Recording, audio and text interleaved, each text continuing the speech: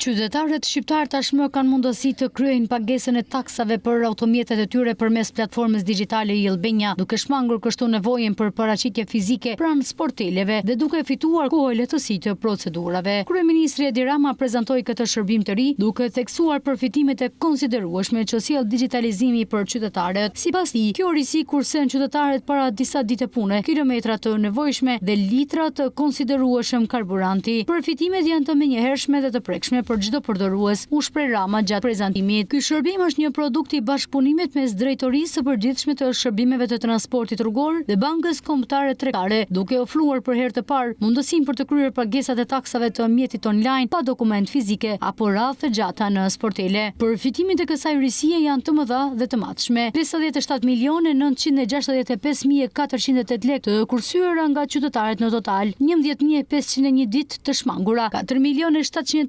4.731.870 kilometra rrugë që nuk do të bëhen për këtë procedurë, 331.231 litra karburant të kursyera që përkthehen e të në ndikim pozitiv për mjedisin. Ky zhvillim është pjesë e strategjisë së qeverisë për modernizimin e shërbimeve publike dhe për të përshpejtuar procesin e digitalizimit në administratën shtetërore. Shërbimi online synon jo vetëm të lehtësojë jetën e qytetarëve, por edhe të rrisë transparencën dhe efikasitetin e institucioneve.